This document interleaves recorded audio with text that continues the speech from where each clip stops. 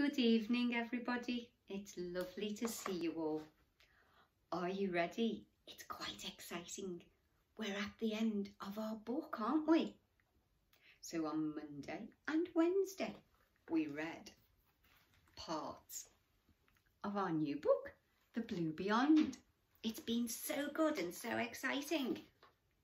So are we ready? Yes, good. Here we go. You all snuggled on down? I am. Here we go. Do you remember what last happened? I think Lana had swam too far on her own. Shall we just read the last page? They were playing hide and seek, remember? No peeking, called Lana as she swam off to look for a good hiding place. Where could she hide? In a cave? Inside a sea anemone? Under the wings of a dozing ray? No, Turtle would find her straight away. Desperate to win the game, Lana swam further and further without looking where she was going. When she finally stopped, she realised she had no idea where she was. Turtle, she called, darting back and forth. Turtle! There was no reply. Lana spun round, looking anxiously for the rocks she'd swum past earlier, hoping they would lead her back, but they had disappeared. Suddenly the ocean felt cold and eerie, and Lana began to wish she was safely in the lagoon with her shoal. She waited and waited for Turtle to come, but there was no sign of her, and Lana started to panic. "I'm lost," she cried. "Help! Help!" Dearie me, this is a problem, isn't it, if little ones run off on their own? Should always stay close to adults. The sea began to stir, and to her surprise, her cry was answered. "All by yourself, little one?" hissed a slippery voice. "Lost, are you? That is a crying shame." She watched as a triangular fin circled closer. "Who are you?" asked Lana. "I'm your new best friend," replied the voice. "I've made a lot of new friends today," said Lana proudly. "Really?" smirked the voice. "If they were real friends, they'd be here, wouldn't they?" Lana wasn't sure what to think. "I have old friends," she insisted, "a whole shoal of them. I should get back." "Oh, those friends," laughed whoever it was. "I know where they are. Come with me." Lana couldn't believe her luck as the shadow turned with a flick of his forked tail, and she followed it. But to her dismay, it was taking her further out to sea. "Is this definitely the right way?" she asked. "Nearly there," the voice told her as they dived deeper and deeper. At the bottom of the sea, there was an old shipwreck covered in barnacles. "In you go," said her new friend, giving Lana a shove. "My old friends don't live in there," she cried. "No, but I do," the voice declared. By the light of a glowing anglerfish, Lana showed its jagged teeth, and trembling she remembered what Turtle had told her about real oceans. That does look rather scary, doesn't it? Oh, dearie me.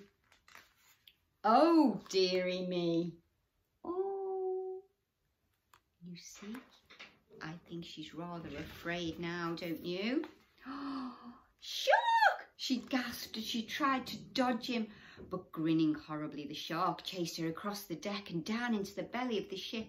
Terrified, Lana hid in a pirate's treasure chest, but unlike the seahorses, she couldn't change colour, and she shone brightly among the dull coins. Oh, she stands out like a sore thumb, doesn't she? Dearie, dearie me. "I'm coming to get you," said Shark, snapping his jaws. He was about to eat her when something grabbed his tail with its razor-sharp beak and dragged him backwards. "No, I'm coming to get you," shouted Turtle. "Give me a hand, Octopus." "I'll give you 8, said Octopus, grabbing Shark and spinning him around. "Look, to the rescue. And then Jellyfish arrived, waving her tentacles furiously at Shark. Be off or I'll sting you.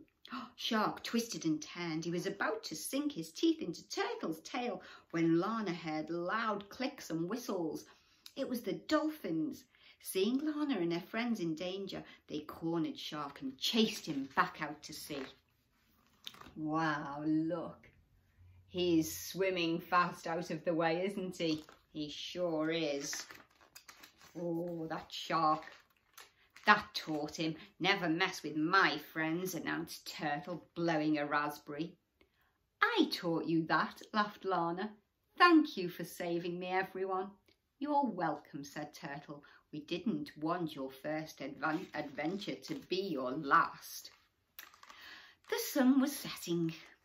Goodness, is it that late already? Turtle noted. Time flies when you're having fun, doesn't it? I've had such an exciting day, said Lana with a little yawn.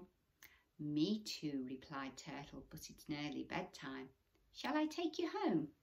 Yes, please, said Lana. My friends will be waiting to hear about my adventure, but how will I get back over the reef? Turtle put a flipper around her. Don't worry, she reassured Lana. I've saved the best until last. Lana swam beside her with Octopus and Jellyfish until she saw the reef in the distance. Turtle held up a flipper. Stop, she commanded. Why, are you tired? Asked Lana. I'm as fresh as a kipper, insisted Turtle. It's all part of my plan. Listen. Lana listened, and over the roar of the waves she heard a familiar salty sea song. Go home, little fish, go home to bed. Float by the blowhole on my head, and I will squirt you back instead. Fly home, little fish, fly home. You see? Oh, look, the sun's going down.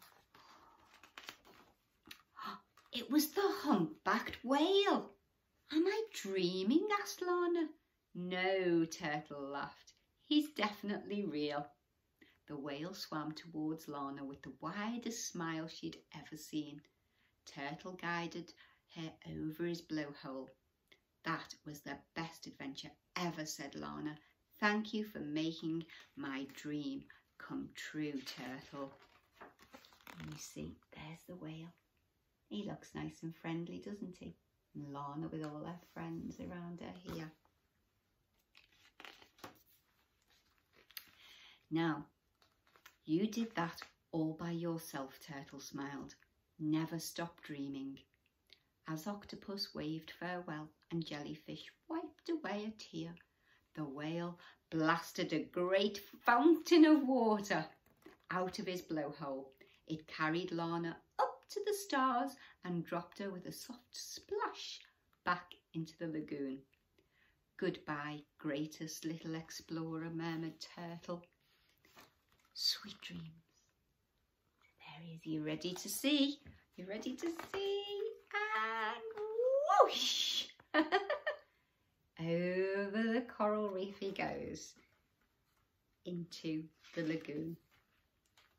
Hooray! Lana's home, chorused the shoal of butterfly fish. Did you find a mermaid? I met a friendly turtle and a scary shark, said Lana as they gathered round her, and a sea cucumber who had a pearlfish up his... Tell us everything, the shoal interrupted. So Lana told them all about her great adventure long into the night. When she finally fell asleep in her seaweed cradle, she heard the song of the dream whale for the last time. Brave little fish, you had such fun. You daring do has all been done. Greatest explorer under the sun. Go to sleep, little fish, go to sleep. As she slept, Lana heard Turtle calling her. Come and see me soon. There's so much more to explore. And she dreamed of the amazing adventures she was going to have. And look at that beautiful coral reef where she lives. Isn't that beautiful? Well, everybody, I hope you really enjoyed our story, The Blue Beyond. Told us lots about the sea, didn't it? And also about all of the different friends that you can make. So I hope you really enjoyed it. And now you snuggle on down. Have a good night's sleep, ready for a good weekend. Take care, everybody. And as usual, love you all to bits. Bye for now. Night, night. Sleep tight.